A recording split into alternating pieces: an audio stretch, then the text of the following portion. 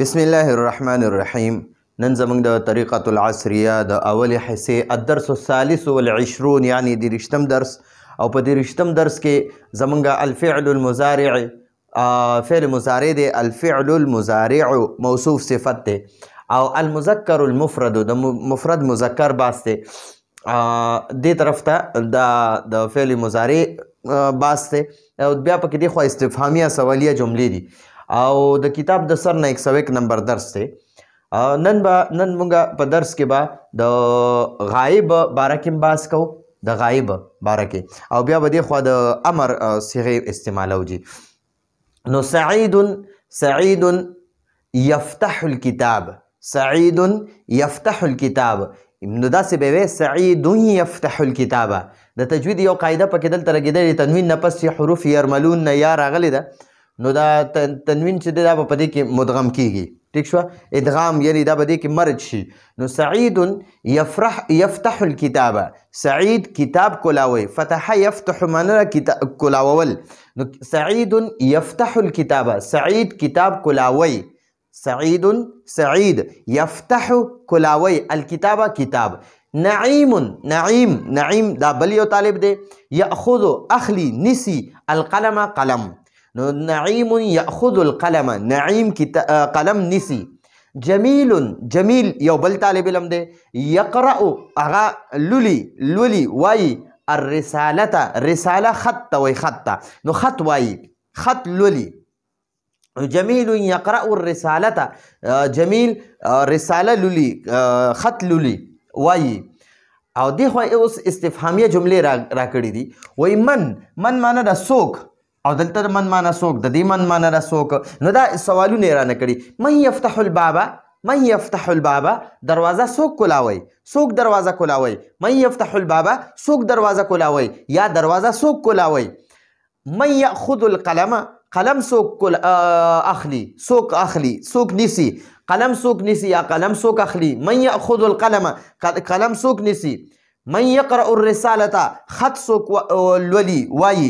نو دا د دې جواب دا دی، من یفتح الباب، د دروازه څوک کولاوي. نو سعید یفتح الباب، سعید دروازه کولاوي، سعید یفتح کولاوي الباب دروازه. من یاخذ القلم، قلم څوک اخلي یا قلم څوک نیسي. نو نعیم یاخذ القلم، قلم اخلي یا قلم نیسي. من یقرأ الرسالة، من څوک یقرأ لولي وایي الرسالة رساله خط، نو خط څوک وایي. نو جمیل یقرأ الرسالة، جمیل خط وایي، جمیل یقرأ وایي الرسالة خط. نو قرأ یقرأ معنی دا لوستل ویل. ٹھیک شو جی. نو دا یقرأ معنی جمیل یقرأ الرسالة، جمیل خط وایي. دی خو اوس موږ له د امر صیغې راکړي. امر معنی دا حکم کول، د یو کار کولو حکم ته امر وایي. زه تاته وایم کینا، نو دا امر شو. درته وایم پاسه، دا امر شو. دروازه کولاو کا، دا امر شو. کینا، دا امر شو. دروازه بند کا، دا امر شو. دغه شانته کتاب کولاو کا، دا امر شو. کتاب بند کا، دا امر شو. نو چې زه تاته یو کار حکم وکړم دې ته امر وایي. نو د امر خپلې قاعدې دي، موږ په علم الصرف کې دا پوره ویلي دي، خو بهرحال بیا هم تاسو دا لږه غونته کې زده کوئ، ضروري قاعده ده، انشاءالله په کار به هم راځي. اوس وګورئ تفتح دی، نو دا امر صیغه چې ده که نه، دا د واحد مذکر حاضر صیغې نه جوړیږي، د واحد مذکر حاضر صیغې نه. د فعل مضارع واحد مذکر حاضر صیغه، د فعل مضارع واحد مذکر حاضر صیغې نه جوړیږي. نو فرض کا موږ سره تفتح دی. تفتح معنی ده ته کولاوي یا به کولاو کې. تفتح د دې نه ته امر جوړول غواړي، نو د دې د علامت مضارع تا نه ده، دا به ختمه کې. نو دا وګورئ، تفتح نه موږ دا تا ختمه کړه. نو اوس دا فا ساکن پاتې شوه، او دا تا باندې فتحه او دا آخري حرف باندې ضمه. نو اول به علامت مضارع تا ختمه کی. دا تا دا اول تفتح دی نو دا اول علامت مضارع دا علامت مضارع دی دا به ختم کی. بیا به آخري حرف ساکن کی دا باندې ضمه ده دا ساکن کا وګوره دا ضمه نه ده دا به ساکن کی او دا علامت مضارع ده دا تا دا به ختمه کی. نو اوس موږ سره فا ساکن ده نه ویل کیږي چې کله اولنی حرف ساکن وي نه ویل کیږي. نو بیا به موږ دلته کې حمزه ولګو. حمزه دی الف ته بیا په دې باندې موږ زبر زیر پیش ولګو نو بیا دته حمزه وای چې زبر زیر پیش پې نه وي دا بیا الف وي. نو دلته اوس فی الحال دا ما سره الف ته نو په دې الف باندې به زه اوس څه لګوم زبر به پې لګوم که زیر به پې لګوم که پیش به پې لګوم. نو دې ته به وګورئ بیا دا فا نه ده دا فا کلمه به پرېږدي او ورپسې دا عین کلمه ده دې تا ته عین کلمه وای. نو چې په دې عین کلمه زبر یا زیر وي که په عین کلمه زبر وي هم په دې حمزه باندې زیر لګي او که په عین کلمه زیر وي بیا هم په دې حمزه زیر لګي او که په عین کلمه پیش وي کنه نو بیا به په حمزه باندې مونږه ضمه لګو پیش په پې لګو. لکه مثلا تنصرو دی تنصرو تنصرو. اوس د دې نه به علامت مضارع ختم کی دا نون ساکن پاتې شو او اخري حرف را به ساکن کی. نو اوس به دلته مونږه حمزه ولګو ځکه اولنی حرف ساکن نه ویل کیږي. نو بیا به اوس مونږ دې ته ګورو چې د اولنی حرف نه پس دویم حرف باندې ضمه ده کنه نو په دې حمزه باندې به هم ضمه ولګي او که د اولنی نه د اولنی نه پس دا دویم حرف ته که په ده باندې زبر وي هم په دې حمزه باندې زیر لګي او که په ده باندې زیر وي په دې د اول حرکت نه د اول حرف نه د دویم حرف پسې اول حرف نه پس چې دا دویم کوم حرف ته تا نو که په ده باندې زبر وي هم په دې حمزه باندې زیر لګي او که په دې تا باندې زیر وي نو بیا هم په دې حمزه باندې ته زیر لګي. لکه اوس وګورئ تسمعو دی تسمعو. تسمعو معنی ده ته اوري یا به واوري. د ده نه چې امر جوړی نو د علامت مضارع تا به ختمه کی. ټیک شوه دا سین ساکن دی او دا میم باندې او دا او اخري حرف به ساکن کی اخري حرف ساکن کا. اوس په دې ځای کې موږ سره ګور سمع یسمعو. ټیک شو دا خو یسمعو دی. بل داسې ګورئ په دې کې په حمزه باندې به موږ زیر لګو. اسمع معنی ده ته واوره. افتح معنی ده ته کولو کا. انصر معنی ده ته مدد وکړه. دغه شان اوس تحسبو دی تحسبو تحسبو تحسبو. نو اوس دلته کې علامت مضارع تا ته ختمه کا دا ختمه شوه اخري حرف ساکن کا بام ساکن کړه. اوس ها ساکن نه ویل کېږي دلته به حمزه ورسره ولګي. نو وګورئ د دې ها ساکن نه پس دویم حرف به ته وګورئ په ده باندې زیر دی نو په دې حمزه باندې به هم زیر ولګي او د دې ساکن حرف نه پس دویم حرف باندې که زبر وي او که دا زیر وي خو بس په دې حمزه باندې به زیر لګي. د امر والا حمزه چې ده په ده باندې به زیر لګي. پیش یا به چې کله عین کلمه باندې پیش وي نو په حمزه د امر حمزه باندې به پیش لګي. ٹھیک شو جی خو زبر په دې امر دغه صيغو کې نه راځي. ٹھیک شو نو امر چې هغه د واحد متکلم د حمزه باندې زبر دا د واحد متکلم صيغو باندې راځي. نو دا موږ سره د امر صيغې اوس راکړي دي دا خو د امر طریقه خودله خو چې د کمی صيغې په اولنی حرف دلته کې دا نون دی دلته کې دا فا ده دلته کې دا سین دی. نو که په د اولنی حرف ساکن نه وي کنه او په د حرکت وي زبر یا زیر یا پیش پی وي نو بیا به د حمزه نه لګي. دا قاعده پکې لازمي ده. حمزه لګولو بیا ضرورت نشته بس هغه حرف په خپله. اوس اخذ یاخذ یاخذ دی نو تاخذ دی تاخذ تاخذ دی. نو د ده نه زه اوس ها دا فی الحال پرېږده وایي په دې کې بس ډېر دی بیا به هم پرې زه پوه کړم. دلته اوس ګورئ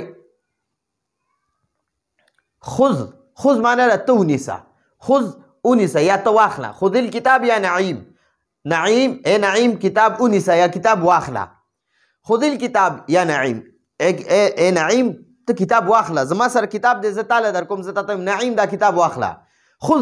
خذ یا نعیم خذ الکتاب یا نعیم نعیم دا کتاب واخله دا کتاب واخله.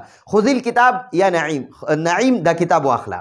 نو هغه وایي اخذ الکتاب اخذ هغه ورته لاس واچو او ما ته وایي اخذ زه اخلم الکتاب کتاب اخذ الکتاب زه کتاب اخلم.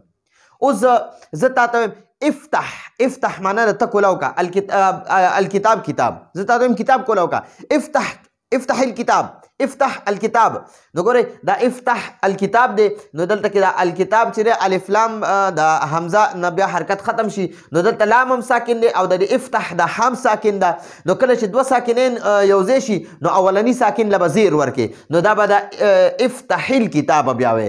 افتح معنا د ته کولاو کا، نو دا به بیا داسې وی چې مخکې ته بیا الف لام وي، نو بیا به وی افتح الکتاب، ته کتاب کولاو کا، ته کتاب کولاو که. نو هغه وایي افتحو زه کولاوم الکتاب کتاب، زه تا ته وایم افتح الکتاب ته کتاب کولاو که، نو ته ماله څه جواب راکې افتحو الکتاب زه کتاب کولاوم. بیا زه تا ته وایم اقرأ الکتاب کتاب وایا، کتاب ولوله کتاب وایا، نو ته ماله څه جواب راکې اقرأ الکتاب اقرأ الکتاب. دلته کې زه غلط شوم، اقرأ الکتاب زه کتاب وایم، اقرأ الکتاب زه کتاب وایم. دلته ما ویلي اقرأ الکتاب، نو ته کتاب ووایه، نو ته ماله جواب راکې اقرأ الکتاب زه کتاب ویم. یا که زه دلته کې د کتاب پسې قرآن ولګوم اقرأ القرآن، ته قرآن ووایه، اقرأ القرآن قرآن ووایه، قرآن تلاوت وکړه، قرآن ولوله، نو ته ماله جواب راکې اقرأ القرآن زه قرآن ویم. ٹھیک شوه. بیا زه تا ته وایم افتح الباب یا سعید، افتح الباب یا سعید، اے سعید اے سعید دروازه کولاو کا، اے سعید دروازه کولاو کا، کولاو کا. افتح الباب یا سعید، اے سعید دروازه کولاو کا، افتح الباب دروازه کولاو کا یا سعید اے سعید. نو سعید جواب راکوي افتح الباب، افتح الباب، افتح معنا د زه کولاوم، دا افتح د واحد متکلم صیغه ده او افتح دا د امر صیغه ده. نو افتح الباب زه دروازه کولاوم. بیا زه تا ته وایم اغلق الباب دروازه بنده کا، اغلق الباب، اغلق الباب ته دروازه بنده کا، ته جواب راکې اغلق الباب، اغلق الباب زه دروازه بندوم. نو اغلق دا اغلق دا د امر صیغه ده، ته بند کا، او اغلقو دا واحد متکلم صیغه ده زه بندوم. ٹھیک شو جی. نو اغلق الباب زه دروازه بندوم. ٹھیک شو جی. ها دا خو موږ سره د امر صیغه استعمال شوي. اوس مخکې راله بیا د غایب صیغې راکړي دي.